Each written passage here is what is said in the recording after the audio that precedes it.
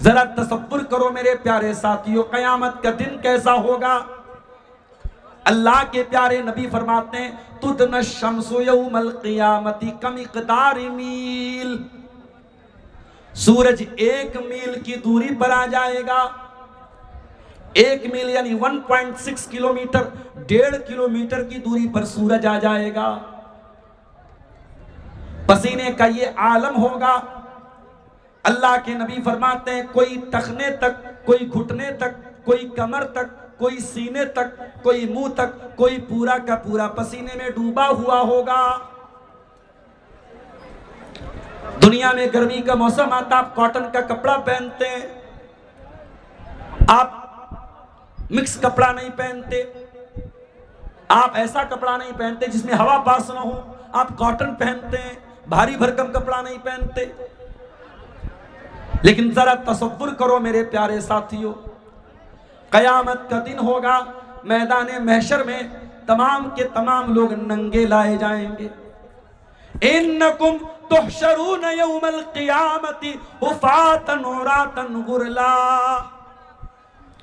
ओ लोगों तुम कयामत के दिन नंगे बदन आओगे, नंगे पैर आओगे, और जिस तरीके से माँ के पेट से पैदा होते हो, मुसलमान का बच्चा भी, गैर मुस्लिम का बच्चा भी बगैर खतने के पैदा होता है।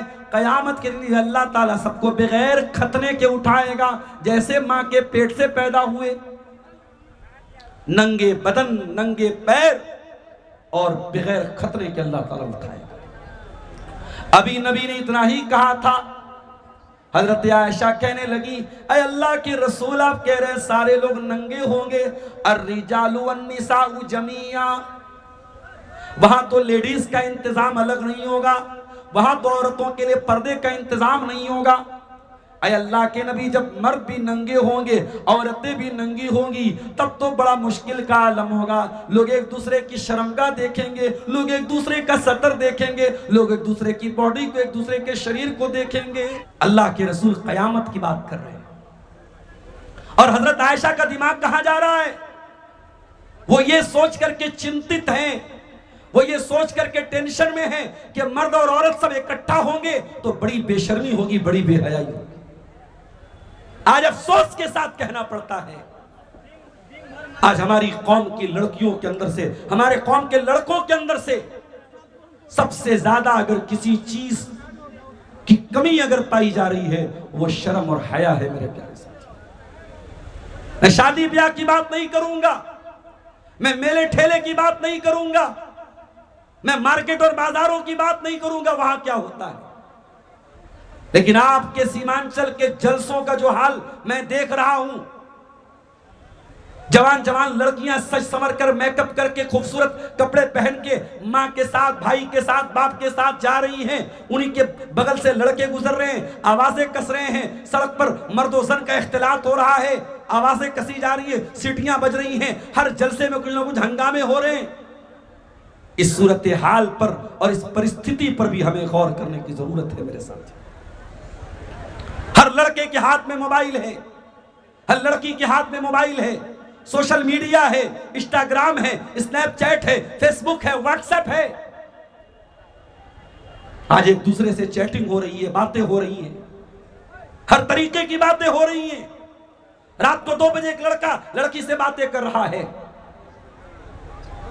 ये क्या हालात है मेरे भाइयों, हमारी कौम के। आप गौर कीजिए, हजरत आयशा, अल्लाह के नबी कयामत की बात कर रहे हैं। हजरत आयशा कह रही है अल्लाह के नबी, मर्द औरत को देखेंगे, औरतें मर्दों को देखेंगी।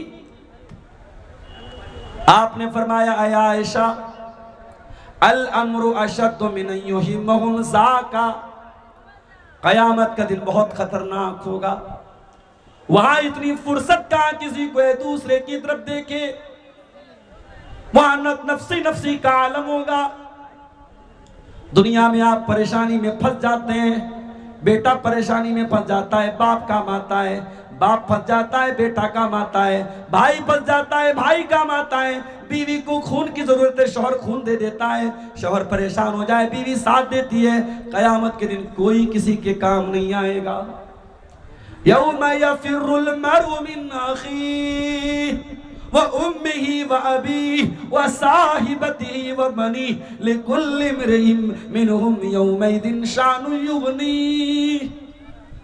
कयामत के दिन इंसान अपने भाई को देख करके भागेगा, अपनी माँ को देख करके भागेगा, अपने बाप को देख करके भागेगा, अपने बच्चों को देख करके भागेगा। हर आदमी को अपनी फिक्र पड़ी होगी, अपनी चिंता होगी, अपनी टेंशन होगी। बल्कि वहां तो उल्टा मामला होगा। वहां तो बाप ये सोचेगा, अय अल्लाह मेरे बेटे को अजाब दे दे, मुझको छोड़ दे। बेटा सोचेगा अल्लाह मेरे बाप को पकड़ ले, मुझको छोड़ दे। भाई कहेगा अल्लाह मेरे भाई को पकड़ ले, मुझको छोड़ दे। यवद्दुल मुजरिमु लौ यफ्तदी मिन अज़ाबि यौमिदिन बिबनी व साहिबतिही व अखी व फसीलतिही अल्लती तुवी। अय अल्लाह मेरी बीवी को ले ले, मुझको छोड़ दे। अय अल्लाह मेरे बच्चों को ले ले, मुझको छोड़ दे। मेरे खानदान को ले ले, मुझे छोड़ दे।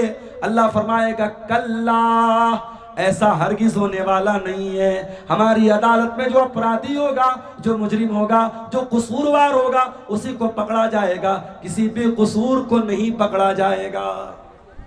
ये तो दुनिया की अदालत में होता है, ये तो दुनिया की अदालतों में होता है। पुलिस आई, अरेस्ट कर लिया, न्यूज में, मीडिया में न्यूज आ गई, अखबार में न्यूज आ गई, फला को आतंकवाद के जुर्म में पुलिस ने पकड़ लिया। 10 साल 11 साल वो इंसान जेल में रहा। बीवी अपने शौहर से दूर रही, बच्चे माँ बाप से दूर रहे, और 11 साल के बाद अदालत ने बाइज्जत बरी कर दिया। ऐ दुनिया की अदालतों के जजों, ऐ कानून के रखवालों, ऐ कानून की रक्षा करने वालों, तुमने उस मुल्जिम को 11 साल के बाद बाइज्जत रिहा तो कर दिया। उसके बच्चों ने जो 11 साल अपने बाप से दूर रह करके यतीमी का दर्द सहा, वो 11 साल उस बाप के कौन लौटाएगा? उसकी बीवी ने अपने शौहर के बगैर 11 साल तक जो बेवा की जिंदगी गुजारी, उस औरत के 11 साल कौन गुजारे, कौन लौटाएगा? ओ मीडिया वालों, तुमने पुलिस के अरेस्ट करते ही अपराधी घोषित कर दिया, तुमने मुजरिम घोषित कर दिया, और 11 साल के बाद अदालत कहती है वो बाइज्जत बरी कर दिया गया। तुमने उसको जो बदनाम किया, तुमने जो न्यूज पर चैनल चलाई, तुमने चैनल पर जो न्यूज चलाई, तुमने अखबारों में जो हेडिंग चलाई, उसका हिसाब कौन देगा मेरे साथी? दुनिया की अदालत में ही होता है, अल्लाह की अदालत में ऐसा होने वाला नहीं। कयामत का दिन ऐसा होगा, बाप बेटे के काम नहीं आएगा, शौहर बीवी के काम नहीं आएगा, कोई किसी के काम नहीं आएगा, सारे लोग नंगे होंगे। और सबसे पहले कपड़ा किसको पहनाया जाएगा? फरमाया व अव्वलु मन युक्सा इब्राहीम अलैहिस्सलाम, सबसे पहले इब्राहीम अलैहिस्सलाम को कपड़ा पहनाया जाएगा। जानते हो इब्राहीम को सबसे पहले कपड़ा क्यों पहनाया जाएगा? क्योंकि दुनिया में जब इब्राहीम को आग में डाला गया था, इब्राहीम के बदन से कपड़ा उतार करके आग में डाला गया था। अल्लाह का खलील आग में डाला गया, उसका अपराध क्या था, उसका जुर्म क्या था, उसका कसूर क्या था? वो एक अल्लाह की इबादत किया करता था, वो तौहीद का ऐलान किया करता था, और इसी अपराध की सजा दी गई इब्राहीम अलैहिस्सलाम को। और इब्राहीम के बदन से कपड़ा उतार करके उनको आग में डाला गया, ताकि जल्दी आग उनको जला डाले, ताकि जल्दी से उनकी त्वचा आग में जल जाए। ये अलग बात है कि इब्राहीम आग में गए और उनके बाल, उनके बदन का एक बाल भी आग में नहीं जल पाया, उनके जिस्म का, उनके शरीर का एक रोंगटा भी आग में नहीं जल पाया। अल्लाह ने आग से कह दिया, कुलना या नारुकूनी बरदम व सलामन अला इब्राहीम, ऐ आग तू मेरे खलील के लिए ठंडी हो जा और सलामती वाली हो जा। मेरे प्यारे साथियों, इब्राहीम दुनिया में सबसे पहले आग में डाले गए अल्लाह की तौहीद के लिए, और उनके बदन से कपड़ा उतारा गया। इसीलिए कयामत के दिन सबसे पहले अगर किसी को कपड़ा पहनाया जाएगा तो इब्राहीम अलैहिस्सलाम को पहनाया जाएगा।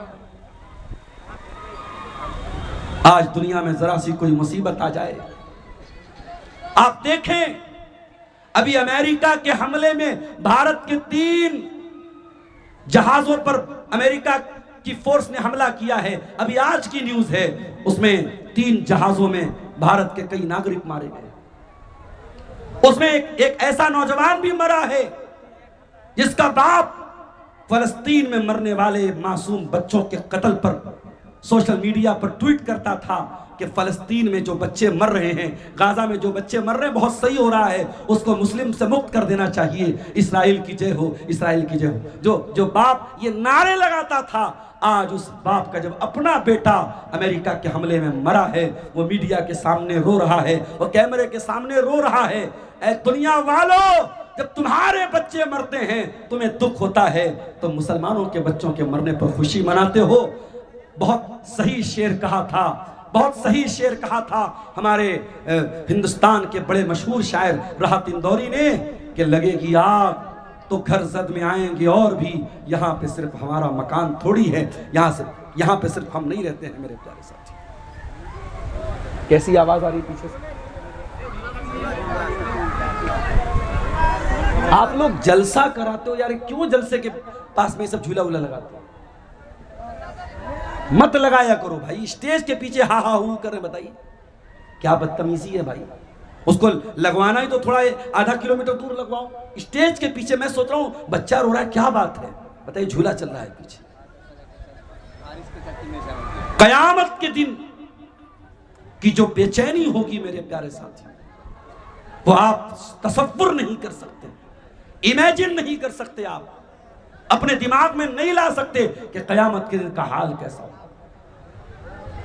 कुरान करीम का 30वां पारा उठाइए और खास तौर से 3 सूरतों को गौर से पढ़िए।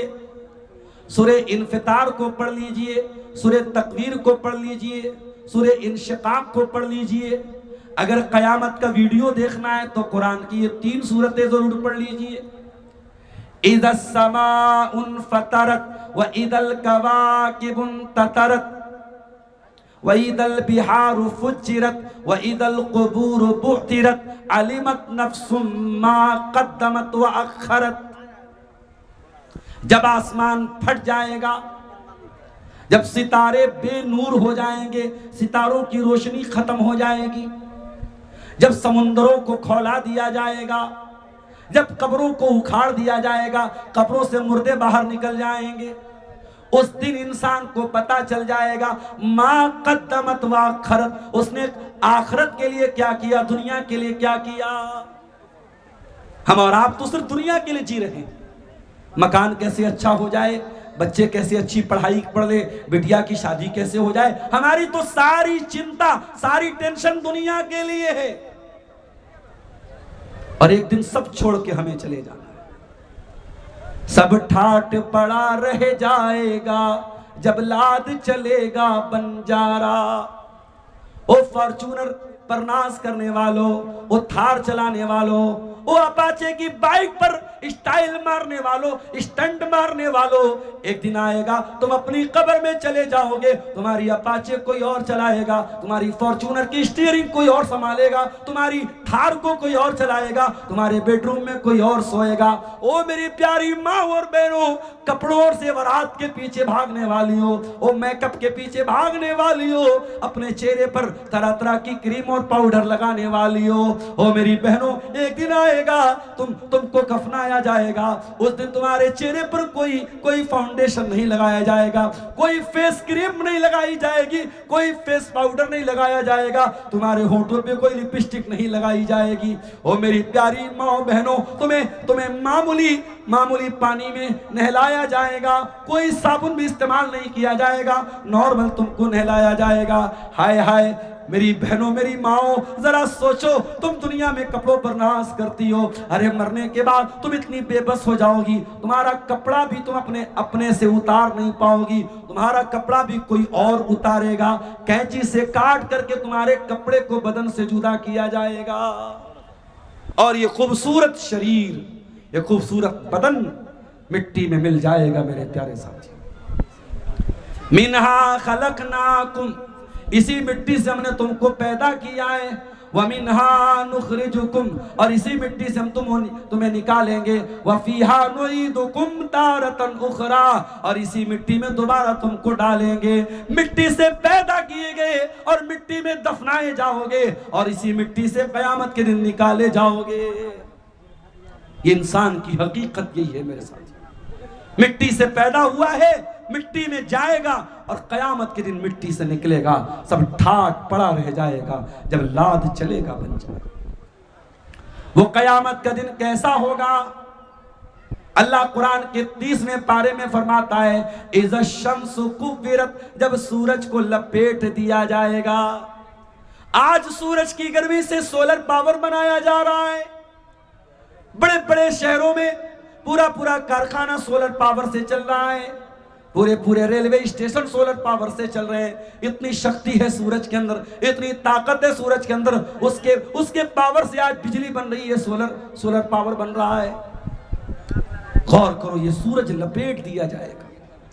इज़ा शम्सु कुव्विरत वइज़न नुजूमुन कदरत, और सितारे बेनूर हो जाएंगे, सितारों की रोशनी छीन ली जाएगी। वइज़ल जिबालु सुय्यरत, ये बड़े बड़े पहाड़ जिनको तोड़ करके आज इंसान रास्ता बना रहा है, ये रुई के गाले की तरह हवा में बिखेर दिए जाएंगे। वइज़ल इशारु उत्तिलत, और 10 माह की गाभिन ऊँटनियों को लोग अपने हाल पे छोड़ देंगे। 10 माह की गाभिन ऊँटनी की भी कोई सुरक्षा करने वाला, कोई देखभाल करने वाला नहीं होगा। ये कयामत का दिन होगा मेरे साथियों। अब आइए जरा उस आयत की तरफ जो खुतबे मसूना में मैंने आपके सामने पढ़ी थी। या अय्युहन्नासुत्तकू रब्बकुम इन्न ज़ल्ज़लतस्साअति शैउन अज़ीम, ऐ लोगों अपने परवरदिगार से डरो, कयामत के दिन का जलजला बड़ा खतरनाक होगा। यौम तरौनहा तज़लु कुल्लु मुर्ज़ियतिन अम्मा अर्दात, उस दिन तुम देखोगे कि दूध पिलाने वाली माँ भी अपने बच्चे से गाफिल हो जाएगी। दुनिया में माँ से ज्यादा कोई मोहब्बत नहीं करता है अपने बच्चे से, जितनी मोहब्बत एक माँ करती है अपने बच्चे से। मध्य प्रदेश में एक हादसा हुआ, एक पानी का जहाज पानी में डूब गया, उसमें एक औरत जिसने लाइफ जैकेट पहना हुआ था, अपने बच्चे को बचाने के लिए वो औरत डूब गई, मर गई। वो चाहती, उसके पास लाइफ जैकेट था, वो अपने आप को बचा सकती थी, मगर अपने बच्चे को बचाने के लिए वो औरत मर गई, खुद भी मर गई, बच्चा भी मर गया। और जब उस औरत की लाश मिली थी तो मीडिया ने उसका फोटो दिखाया। उस औरत ने अपने मासूम बच्चे को मरने के टाइम भी सीने से लगाया था।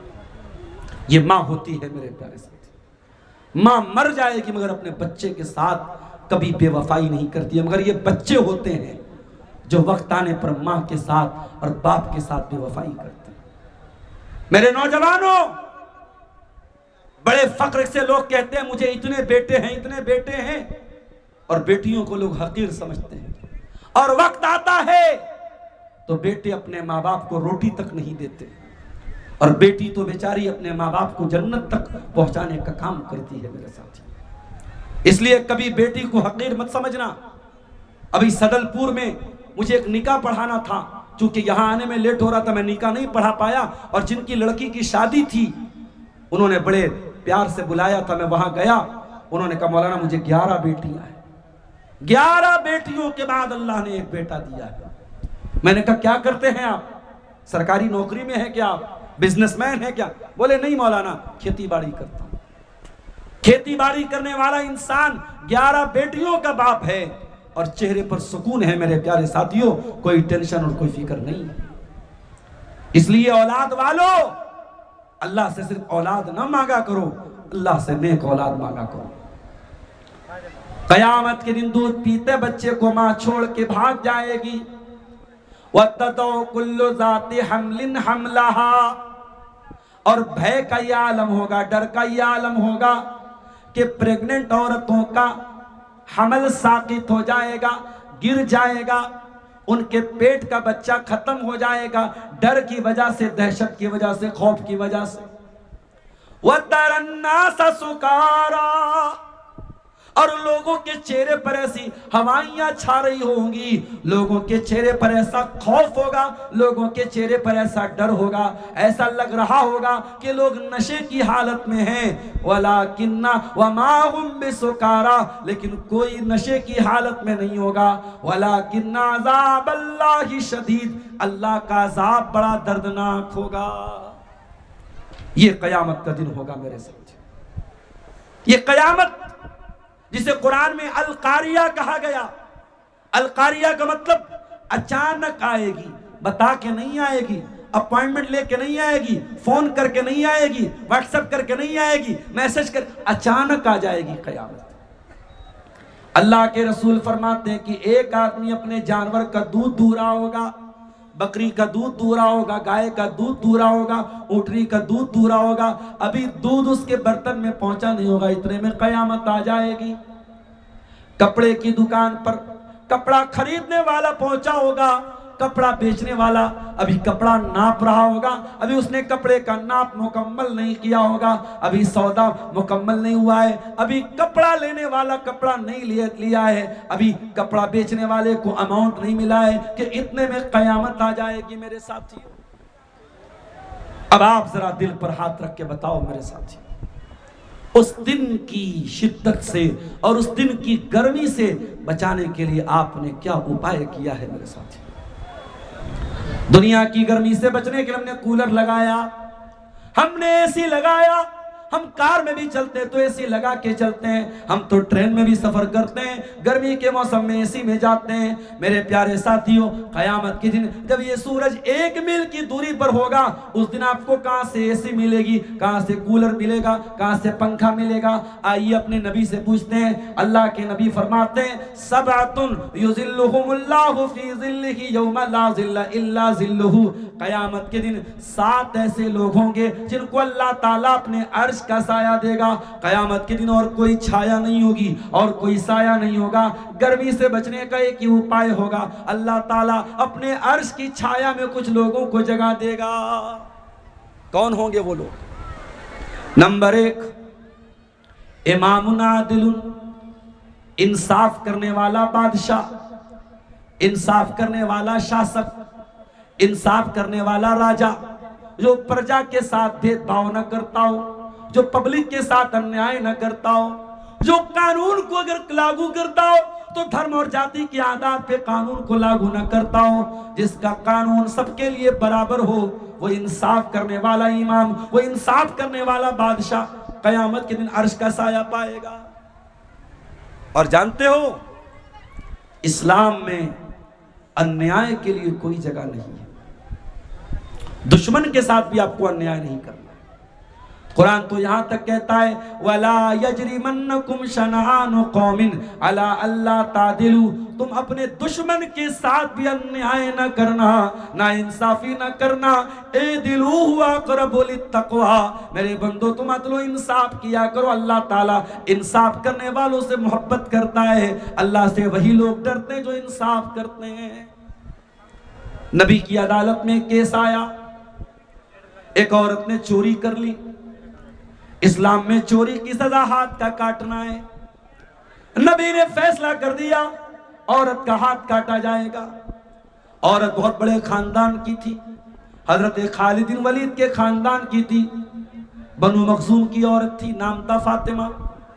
उसके खानदान के लोगों ने कहा, अगर इसका हाथ कट जाएगा पूरे खानदान की नाक कट जाएगी। लोगों ने हिम्मत तो नहीं पड़ी कि अल्लाह के रसूल से कुछ कह सके। लोगों ने अल्लाह के रसूल के बड़े चहेते साहबी, जिनको अल्लाह के नबी बच्चों की तरह प्यार किया करते थे, उसामा बिन ज़ैद, उनसे कहा, अरे उसामा, आप जरा अल्लाह के रसूल से हमारे हक में सिफारिश करा दीजिए, इस औरत का हाथ ना कटे, कोई और सजा दे दी जाए, कोई और पेनाल्टी दे दी जाए, हाथ ना कटे।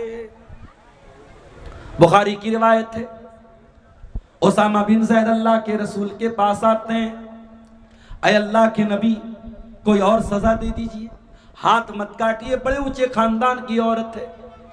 अल्लाह के प्यारे रसूल का चेहरा गुस्से से लाल हो गया और आपने गुस्से में फरमाया, ऐ उसामा, क्या चाहते हो तुम?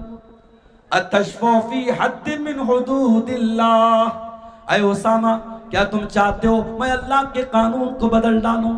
क्या तुम ये चाहते हो कि मैं तुम्हारे लिए अल्लाह के कानून को तोड़ डालूं? ऐ उसामा, तुमसे पहले के लोग इसीलिए हलाक हो गए, इसीलिए बर्बाद हो गए। कोई गरीब आदमी अपराध करता था, सजा देते थे, कोई बड़ा आदमी वही अपराध करता था, छोड़ देते थे। ऐ उसामा, कान खोल के सुन लो, व अयमुल्लाह, अल्लाह की कसम, लौ अन्ना फातिमा बिन्त मुहम्मदिन सरकत लक़तातु यदहा, अगर मेरी बेटी फातिमा भी चोरी कर दी थी, मैं उसका भी हाथ काटने का हुक्म देता। मेरी अदालत में मेरी बेटी भी बच नहीं सकती थी। यह है इस्लाम का न्याय और यह है इस्लाम का इंसाफ। ओ गिद्दाबारी वालों, अल्लाह ने आपको बेटा दिया है, औलाद दिया है। 4 बेटे अल्लाह ने आपको दिए, एक बेटे को आप जमीन में ज्यादा हिस्सा दे दे, जायदाद ज्यादा दे दें, खेती बाड़ी ज्यादा दे दें, और 3 को कम दे दें। ये भी बहुत बड़ा अन्याय है, ये भी बहुत बड़ी नाइंसाफी है, और अल्लाह क्या इसका भी जवाब आपको देना पड़ेगा। अल्लाह के नबी के पास एक ऐसा ही केस आया, एक सहाबी अपने एक बच्चे को खजूर का बाग देना चाहते थे। आपने पूछा, ये बताओ क्या और भी बच्चों को खजूर का बाग दिया है? अरे अल्लाह के नबी, और बच्चों को तो नहीं दिया है, एक ही बेटे को देना चाहता हूं। आपने फरमाया, कान खोल करके सुन लो, इत्तकुल्लाह, अल्लाह से डरो, वादिलू बैना औलादिकुम, अपनी औलाद के साथ इंसाफ करो, अपनी औलाद के साथ अन्याय न करो, अपनी औलाद के साथ ना इंसाफी न करो। ओ गांव वालों, अगर आप गांव के मुखिया हैं, आप कबीले के सरदार हैं, आप अपने इलाके के सरदार हैं, और लोग आपके पास फैसला कराने आते हैं, पक्षपात न करना, किसी के तरफदारी न करना, पैसे वाले का साइड न ले लेना, ताकत वाले का फेवर न ले लेना। आपको अगर लोगों ने फैसला करने वाला बनाया है, इंसाफ वाला फैसला करना, तभी कयामत के दिन की गर्मी से बच पाओगे। अल्लाह के नबी फरमाते हैं, इमामुन आदिलुन, इंसाफ करने वाला सरदार, इंसाफ करने वाला सरपंच, इंसाफ करने वाला मुखिया, इंसाफ करने वाला राजा।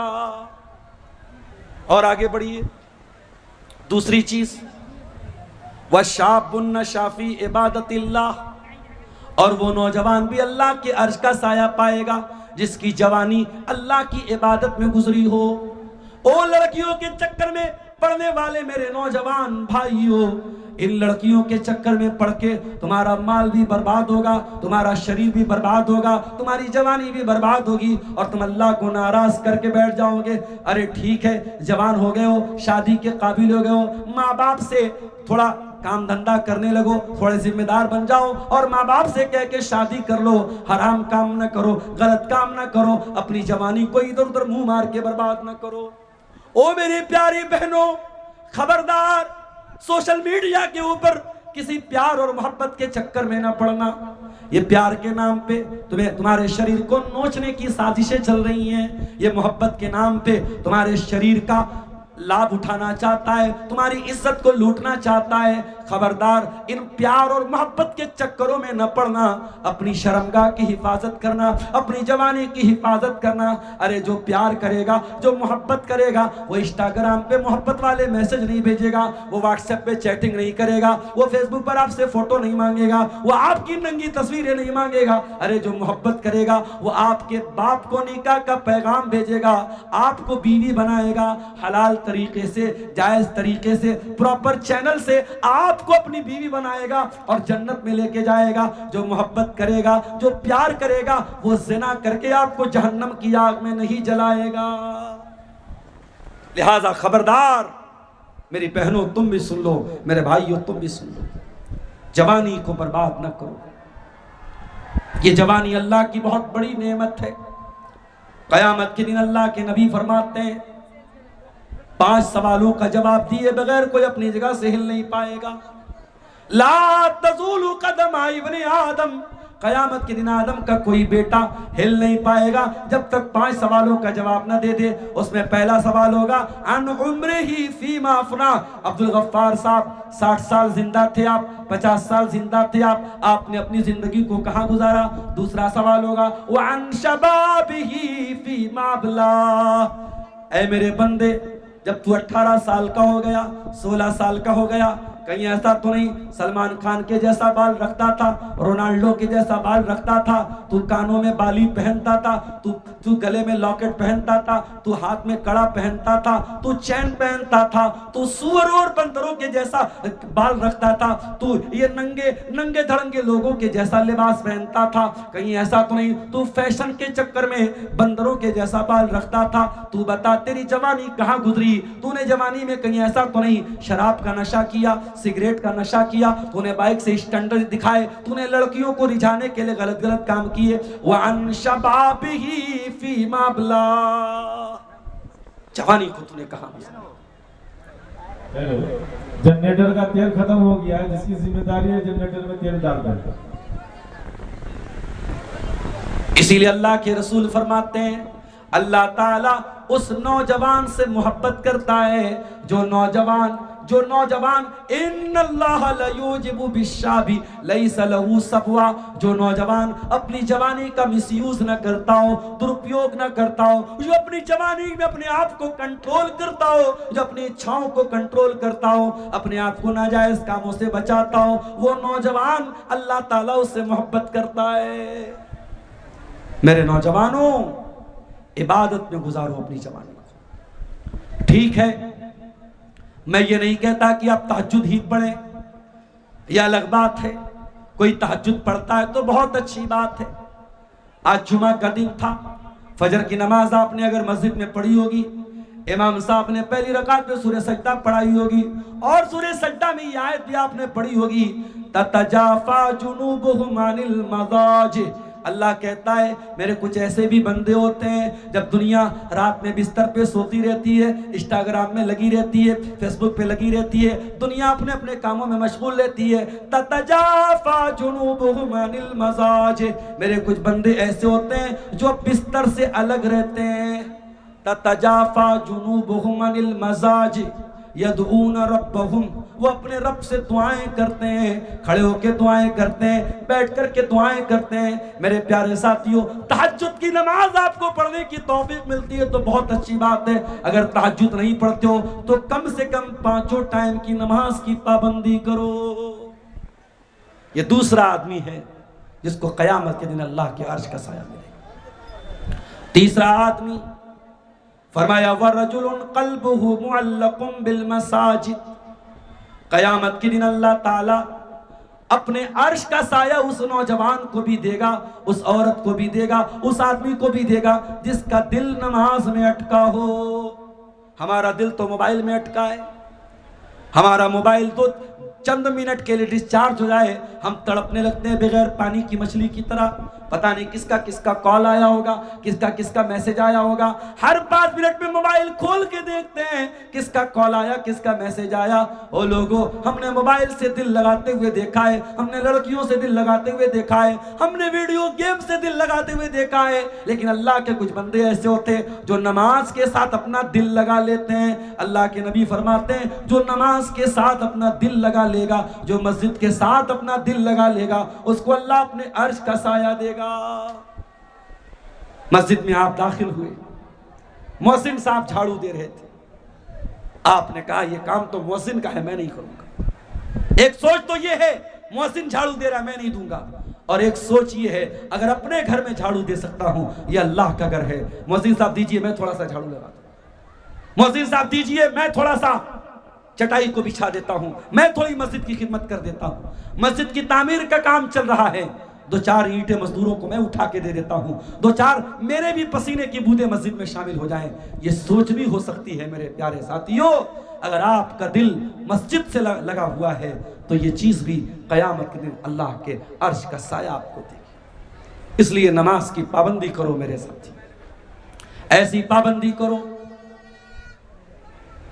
क्या तमाशा है भाई, ऐसी पाबंदी करो कि इशा की नमाज पढ़ के सो जाओ तो फजर की चिंता हो, फजर पढ़ के आओ तो ज़ोहर की प्लानिंग करो, ज़ोहर पढ़ के आओ तो असर की प्लानिंग करो, हर नमाज की चिंता हो, हर नमाज को जमात के साथ टाइम के ऊपर पढ़ो। ये ऐसी चिंता, ऐसी फिक्र आपके अंदर पैदा हो जाए तो क़यामत के दिन अल्लाह ताला आपको अपने अर्श का साया देगा।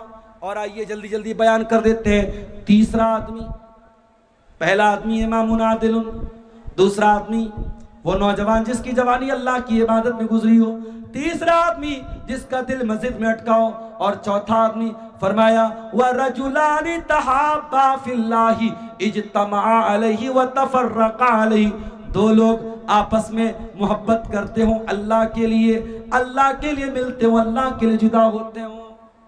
अब्दुल गफ्फार साहब, आज अल्लाह के लिए मोहब्बत करने वाले बहुत कम मिलेंगे आपको। कोई किसी से प्यार से मिलता है, उससे कोई फायदा है, कोई जमीनो जायदाद का मामला है, कोई रुपये पैसे का मामला है, लेकिन एक इंसान दूसरे मुसलमान से मोहब्बत करता है सिर्फ इस बुनियाद पे करता है, ये मुवहिद बंदा है, ये मोमिन बंदा है, ये नमाजी बंदा है, ये आलिम है, ये तकरीरें करता है, ये दीन पढ़ाता है, ये दीन का टीचर है, ये दीन का उस्ताद है, ये हाफिज कुरान है, ये हमारा हीरो है, हम इससे मोहब्बत करते हैं। आपने अगर अल्लाह के लिए किसी से मोहब्बत की है, अल्लाह के नबी फरमाते हैं अगर दो लोग आपस में अल्लाह के लिए मोहब्बत करते हैं तो उन दोनों लोगों को भी अल्लाह ताला क़यामत के दिन अपने अर्श का साया देगा। अल्लाह के रसूल फरमाते हैं एक आदमी अपने भाई से मिलने जा रहा था दूसरे गांव में, रास्ते में फरिश्ता मिला। फरिश्ते ने पूछा कहां जा रहे हो? का फला गांव जा रहा हूं। का किस लिए जा रहे हो? का अपने फला भाई से मिलने जा रहा हूं। फरिश्ते ने पूछा हल लक मिन नेमतिन तरुबुहा, क्यों मिलने जा रहे हो? क्या कोई एहसान का बदला उतारना है? क्या कोई काम है, कोई धंधा है, कोई कारोबार है, कोई मकसद है? कहता है नहीं नहीं, इन्नी उहिब्बुहु फिल्लाह, वो मेरा मुसलमान भाई है, वो मेरा मोमिन भाई है, मैं अल्लाह के लिए उससे मोहब्बत करता हूँ। अल्लाह के नबी फरमाते हैं अल्लाह ताला फरिश्ते से कहता है जाओ मेरे बंदे से कह दो कि जब तू अल्लाह के लिए उससे मोहब्बत करता है तो जा, अल्लाह ताला भी ऐलान कर रहा है कि अल्लाह ताला भी तुझसे मोहब्बत करता है।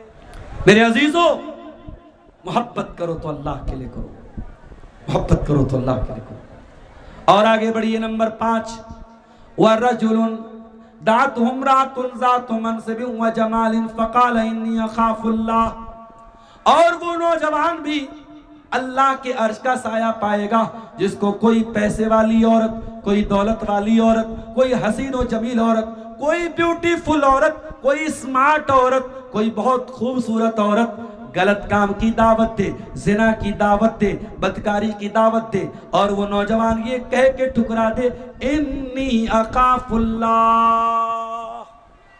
नहीं नहीं मैं जिना नहीं कर सकता, मैं अल्लाह से डरता हूं। इस पर भी कई वाकयात हैं, मेरे पास वक्त कम है, मैं वाकयात बयान नहीं कर रहा हूं। बस इतना समझ लो मेरे प्यारे साथियों, हालात जितने भी नाजुक हो जाए, नौजवानों कान खोल के सुन लो, हालात जितने भी नाजुक हो जाएं, जिना आपके लिए हलाल नहीं है, आपके लिए निकाह हलाल है। इसलिए शेरशाबादी लोगों, इसलिए सीमांचल वालों, इसलिए गिद्दाबारी वालों, अपने नौजवानों की सही टाइम पे शादी करो, लड़कियों की भी सही टाइम पे शादी करो, लड़कों की भी सही टाइम पे शादी करो। निकाह को इतना आसान बना दो कि जिना मुश्किल हो जाए। मेरे प्यारे साथियों, आज अभी बनारस से एक साहब का फोन आया, एक गरीब परिवार की लड़की की शादी है, मौलाना कुछ मदद करवा दीजिए, गरीब बच्ची की शादी है। गरीब परिवार की बेटी की शादी करने के लिए लोगों के सामने हाथ फैलाना पड़े। मेरे प्यारे साथियों, ये कितने शर्म की बात है। हमने लड़कियों को कितना बड़ा बोझ बना दिया कि लड़की का बाप गरीब अगर है और लड़की की शादी करना है तो लोगों से मदद मांगता है, तब जाकर के वो शादी करता है। मेरे प्यारे साथियों, अल्लाह के वास्ते जहेज की लानत को बंद करो, बारात का चक्कर बंद करो, हल्दी और मंगनी का चक्कर बंद करो, सुन्नत तरीके से, सिंपल तरीके से निकाह करो, शादी को आसान करो, तभी जाकर के जिना मुश्किल हो पाएगा। मेरे साथ नंबर 6, 5 लोग हो गए, 2 चीजें और सुन लीजिए, बात खत्म कर दूंगा। छठा आदमी जो कयामत के दिन अल्लाह के अर्श का साया पाएगा, फरमाया वरजुलुन तसद्दक़ बिसदक़तिन फ़अख़फ़ाहा, जो अल्लाह की राह में सदका दे और इतना चुपके से दे कि बाएं हाथ को भी पता ना चले दाएं हाथ ने क्या खर्चा किया। मौलवी साहब, आज तो जब तक चंदे का ऐलान माइक में ना हो तब तक कोई चंदा नहीं देता। मैं ये नहीं कहता कि माइक पे चंदे का ऐलान करना गलत है, मगर मेरे प्यारे साथियों, कुछ ऐसा भी दान करके जाओ जो आपको पता हो, अल्लाह को पता हो। कुछ ऐसी भी गरीबों की मदद करके जाओ जो आपको पता हो, अल्लाह को पता हो।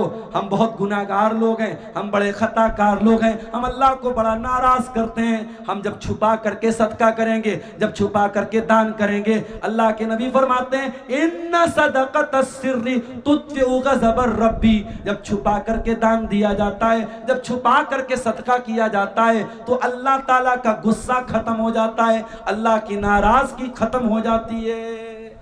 छुपा करके सदका किया। लेकिन हाँ, महिला पंडाल की जो लाइट चली गई है, बराए मेहरबानी बिजली ऑपरेटर से गुजारिश है कि वहां जाकर के उसको जो है दुरुस्त करें। महिला पंडाल की लाइट चली गई है, बिजली ऑपरेटर से गुजारिश है कि वहां जाए और उसको दुरुस्त करें। मेरे साथियों, छुपा करके सदका करो, ये चीज आपको कयामत के दिन अल्लाह के अर्श का साया देगी। लेकिन हाँ, अभी मकई की खेती आपकी मुकम्मल हुई है, पैदावार हो रही है, धान पैदा होता है, अनाज पैदा होता है। आप अपने अनाज की और खेती का जो ज़कात बनती है, जो उश्र बनता है, उसको आपको छुपा के देने की जरूरत है। उसको आप खुल करके दीजिए, ताकि जो ज़कात नहीं देते हैं, जो उश्र नहीं देते हैं, वो आपकी देखा देखी वो भी ज़कात दें। ज़कात को ओपन करके देना चाहिए ताकि सबको मालूम हो जाए। और आखिरी चीज मेरे प्यारे साथियों, कयामत के दिन की गर्मी से अगर बचना है तो 7वां नंबर क्या है? अल्लाह के नबी ने फरमाया वरजुलुन ज़करल्लाह खालियन फफ़ाज़त ऐनाह। वो इंसान जो अकेले में अल्लाह को याद करता हो और उसकी आंखों से आंसू बह जाते हो। अरे पब्लिक के सामने रो दिए तो कौन सा कमाल है, मजमे के सामने आंसू बहने लगे तो कौन सा कमाल है। जाओ, कमरा बंद कर लो, लाइट ऑफ कर दो, अल्लाह के सामने हाथ फैलाओ, अपने पापों और अपने गुनाहों को याद करो और अल्लाह से कहो, अय अल्लाह, मैं बड़ा पापी हूँ, मैं बड़ा गुनहगार हूँ, बड़ी खताएं की हैं, बड़ा जुर्म किया है, बड़े अपराध किए हैं, लेकिन परवरदिगार तू रहमान है, तू रहीम है, तू गफ्फार है, तू गफूर रहीम है, तू सत्तारुज़ ज़ुनूब है। परवरदिगार मुझ पर भी अपने करम की वर्षा बरसा दे, मुझ पर भी अपनी रहमत की बारिश नाजिल कर दे, मुझे भी माफ कर दे। मेरे प्यारे साथियों, ये आंसू अगर आंख से निकल गया, इंशाअल्लाह कयामत के दिन आपको गर्मी नहीं लगेगी। कयामत के दिन अल्लाह अपने अर्श का साया देगा। अल्लाह के नबी फरमाते हैं, 2 आंखें ऐसी हैं जिसको जहन्नम की आग छू नहीं सकती है।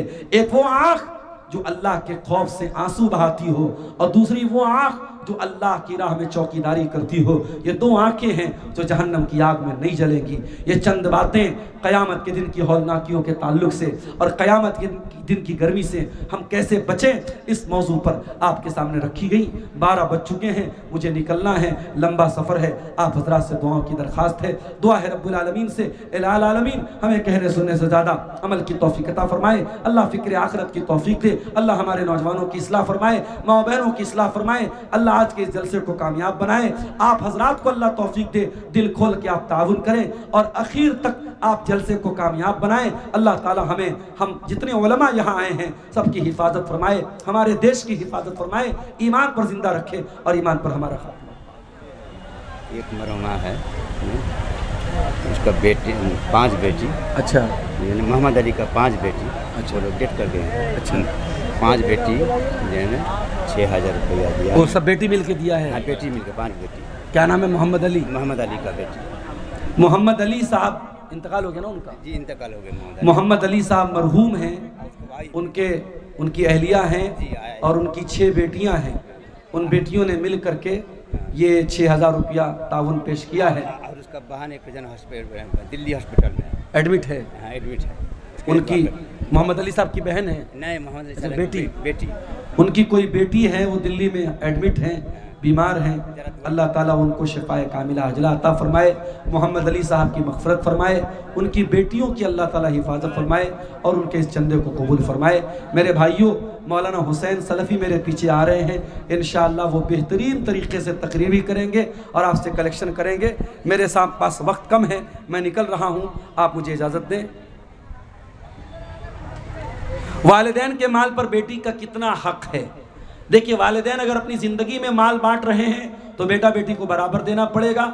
माँ बाप के मरने के बाद जब उनकी वरासत बटेगी तो वो बेटे को बेटी का डबल मिलेगा। जिस हिसाब से बेटे बेटियों की तादाद होगी उसी हिसाब से उसको कैलकुलेट कर दिया जाएगा, लेकिन हिस्सा ऐसे लगेगा कि बेटे को बेटी का डबल मिलेगा। लेकिन जिंदगी में अगर देगा तो बराबर बराबर देना पड़ेगा। वल्लाहु आलम बिस्सवाब। वस्सलामु अलैकुम वरहमतुल्लाहि।